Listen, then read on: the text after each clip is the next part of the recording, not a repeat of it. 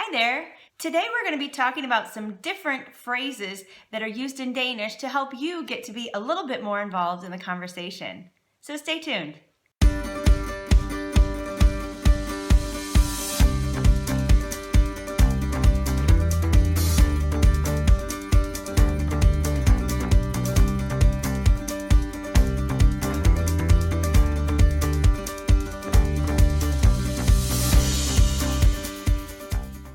Hi there and welcome back. If you're new to my channel, my name is Kelly and I'm an American living in a small town in the middle of Denmark. And I like to give you some different tips and tricks, some idea about my own personal experience of what it's like to live in Denmark. And if you're interested in that, go ahead and hit the red subscribe button and ring the bells to get notifications whenever I post new videos. Now today's topic is about language, and I know that I have made a language video once before with some basic words and pronunciations and things for Danish, but this one is Danish phrases that you will generally hear or you will use in your day-to-day life.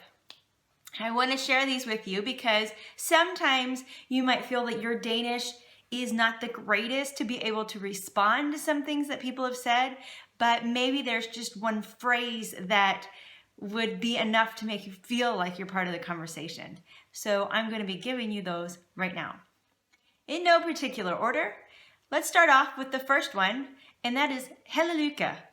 Held og lykke is the Danish way of saying good luck. So if you are starting a new adventure, you're going to a new home, you are starting a new job or anything like that, the Danes may say held og lykke, and it's something that you could also say to somebody else if you hear that they are starting something new. Another one is the word velbekomme, and this is actually the Danish way to say you're welcome, but it has another meaning.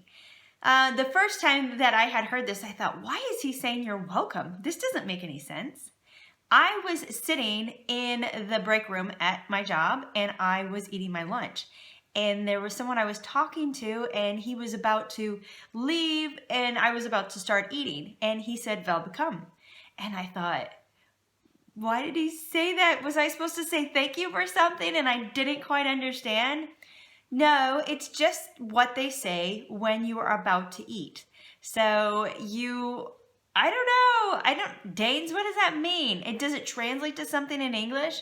But if you hear somebody say velbekomme just as you're about to eat, it's just their way of wishing you a nice meal.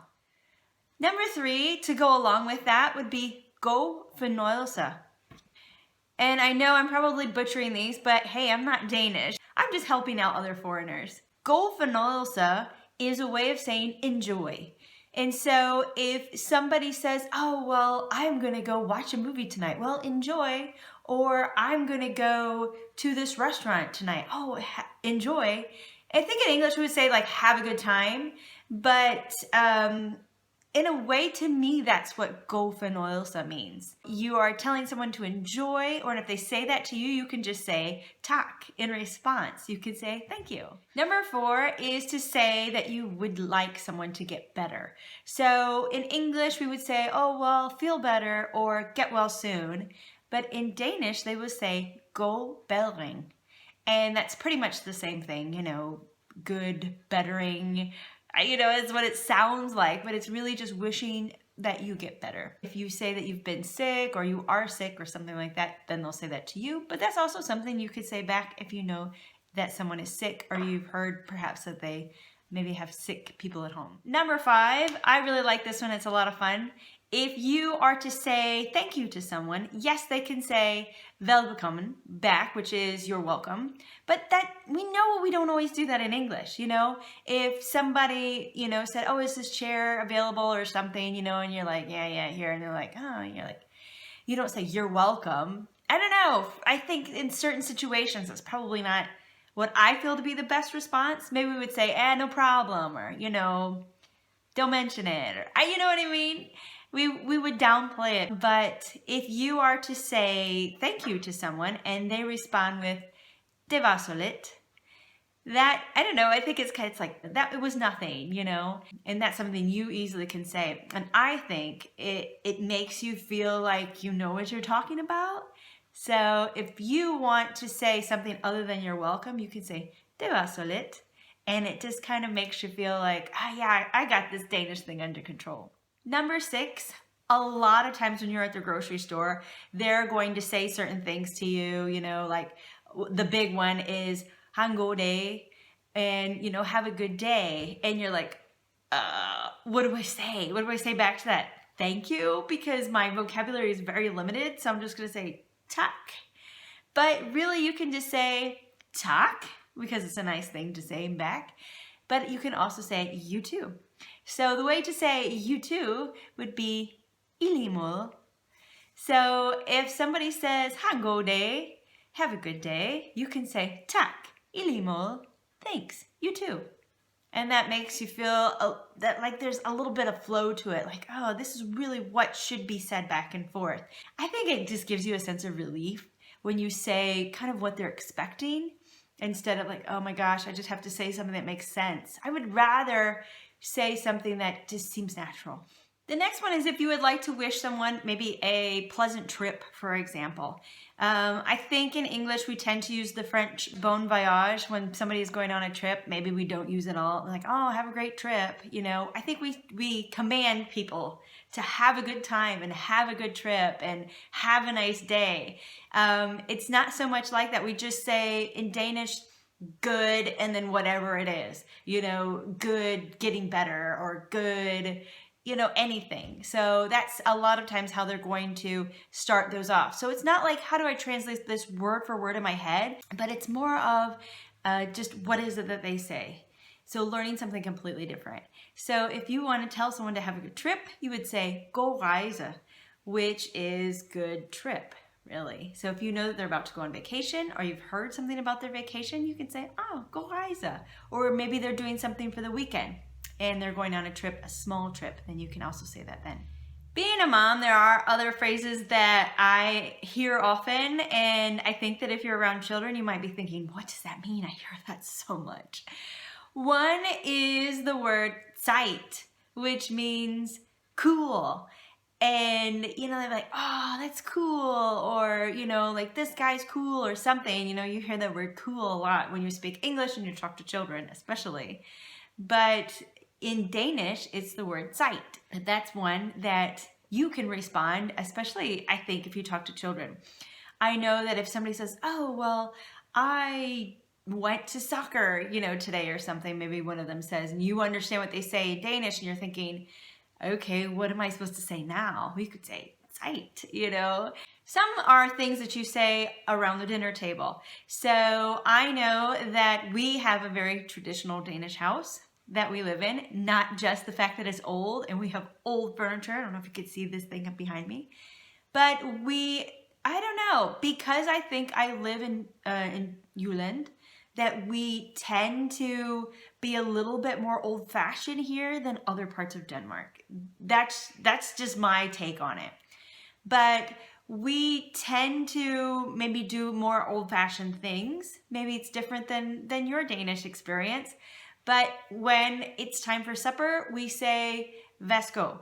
I know in one of my other videos I spelled "værsgo" wrong. Well, here you go. It's the correct spelling of "værsgo." So that's one thing. But you don't have to be around the dinner table to say that. It can be that you're handing someone something, you know, and you say "må jeg bede om," may I please have, and then whatever it is, and then they'll give it to you and they'll say "værsgo." And it's kind of like also saying, there you go. It's just these little phrases to help you get a little bit more into the conversation, just to make you feel like you're more involved. I hate the fact that, you know, you go to the grocery store and you don't know what they say, or you do something else, you don't know what they say, because maybe that's not what you're learning in class. Maybe some of these normal day-to-day conversation phrases, what have you, it's just not what you're learning in your Sprogskole, or it's not what you're learning in your book or Duolingo or whatever it is that you're using. And you're thinking, well, geez, how do I just say this? I feel like I need to say this a lot. How do I say that? Well, "værsgo," I think, it is one thing that is nice to be able to know how to use it in different ways because it is one that you can use often. Another one is, again, in my traditional Danish home, is that we say thank you when the meal is over, and that's kind of the kids' way to get to leave the table. So they would say tak farvel, and they say it to whoever made the meal. And we have friends that we invite over, and they're not children, they're our peers, but they would even say tak farvel when they're done. It's just something nice to say. I love these little things that exist in the Danish culture, and I know that things are becoming more modern and people are changing and whatever else, and maybe different regions have their own ways of doing things, but I really like keeping up the traditions. I really like keeping up things like Vasco and tak farvel. I think it's great to have my kids get that full-fledged Danish experience. Another one, and I've talked about this before in another video, is skål. Skål is what you would say for cheers. And again, I don't know if it's being in a traditional Danish household with, you know, my husband growing up with these traditions and his family having these traditions, but it's very much that when we have a special dinner, it could be like someone's birthday or whatever, I swear we are skåling, if that's a word. I swear we're skåling like every 5 minutes. Another one that I hear people say, and it's so interesting because the way that it is said is not the way that it is written. And it's not really the way that you would say it if you were to say the words individually. And this one is Ika Osa. And if you're Dane, you're probably thinking, why would she say Ika Osa? And maybe, I don't know. But really this is like asking someone, right? So I could say, you're hungry, right? I could say a statement that I feel to be true, and then I would add this right at the end to get clarification, like what we would do in English. But the thing is with that is that it's written Ika Osa, okay? But the way that it is actually said, it is Igos. And I don't know if that's like saying want to, wanna, you know, you just blend them together. But it's so funny because I didn't realize how to spell Igos until I was reading with one of my kids. And I thought, what does Ika Osa mean? And my son read it out loud and he said Ikos. And I thought, oh, I had no idea. It's so interesting. There are plenty of words that when you look at them and you're thinking the English pronunciation, but then somebody says it and you're like, how did you get that? Because it's just, you have to know the Danish pronunciation rules. But again, if you take these two words and separate them, you say them differently than if you'd put them together. So it's very much a blended kind of, it sounds like one word altogether. You may want to create your own question, you know, things like what, vel, when, hvornår, where, hvor, how, hvordan, why, hvorfor. Those are always really kind of helpful. I mean, especially when I've gotten the rest of the question, but I can't quite remember what question word they used. Did they ask me when I did something or why I did it? It might be a good idea just to know those. And for me, I know I need to review them. But the one little added bit of phrasing, I guess you could say, and it's not even really phrases, it's just kind of expressions that I wanted to share because it's so funny, I think. It's their ways of expressing themselves, but I think they're doing it with letters. So, for example, if you think something is disgusting, you don't have to say that. You could just say the letter L. L with this face. Okay? So somebody puts, I don't know, some leverpastei in front of me. I'm going to be like, L. I don't like leverpastei. I'm a vegetarian. L is when I think something is gross.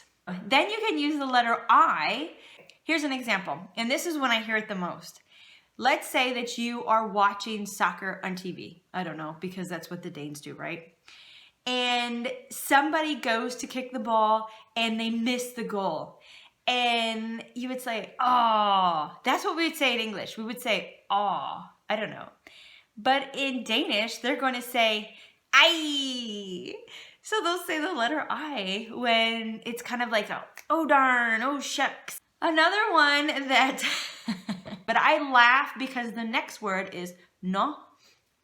No can mean a lot of things. Can mean a different thing depending on when you use it and how you use it. No can mean oh. It can mean oh. Or it can mean oh. Or it can mean, ooh, how many, which O's did I do? It pretty much means oh, right? So if I say, oh, well, I just got hit by a car and my leg is broken. No. Oh. Or if I could say, yeah, you know, I actually just won $1 million. No. I'm surprised by that. Whoa. Oh. I'm having some type of reaction to it. It could be, you know, a reaction of sadness, a reaction of excitement, a reaction of, I don't know. You can just say no, but put into it whatever emotion that you are going through. I love it when my older son says it because it could be, you know, like he's made this revelation, you know, he's like, no, you know, and it extends. It's like the longest, no. So there you have it. There are a few phrases that you can just kind of sprinkle into your Danish learning, use in your everyday conversation to make you feel like, I don't know, you know what you're talking about. I think it's really important to have a little bit of confidence because it makes us want to say more to each other. You know, when you have these Danes who perhaps have a very harsh dialect and you're thinking, oh my gosh, I'm really struggling to understand what it is that they said, or wow, I understand them, but I don't really know what it is I'm supposed to say back. I like knowing a few of these little phrases that will kind of just push you into the conversation, that will make you a little less of a wallflower. I'm someone who likes to talk, if you haven't noticed. I'm someone who has something to say, but when it comes to Danish, I feel very limited because I don't have a very strong vocabulary. I would like to have a stronger vocabulary, but it comes with time. And in the meantime, I'm going to use some of these phrases to kind of help me get into the society, make connections with people, and feel like this is something that I can do. So I really hope that they have helped you in some way. But if you have some questions for me of things that you feel that would be really important to say, leave them in the comments below. How was my pronunciation? Was it so off? Let me know about that if you are Danish or if you have a better understanding of the language. I'm really curious to know. Could there also be things, if you are Danish, that you've heard foreigners say maybe incorrectly? And that could be something to look into. I'm also looking for other ideas that you might have with language. I wanted to do this phrase video because I thought, you know, this is just kind of an everyday thing that I felt was important to have in my back pocket to be able to be more kind of integrated into Denmark. I know you can go to language schools and you can learn a lot more about the language, but again, it's what do I do in the meantime? I still have neighbors that I would like to talk with. I still have parents at the school where my kids go that I would like to create some sort of connection with. But again, my language skills are not quite there. So what is it that you are looking for that I can help you with? Let me know about it in the comments. Don't forget to subscribe and like this video. Let me know and let YouTube know that this is something that you're interested in seeing more of. And as always, take care.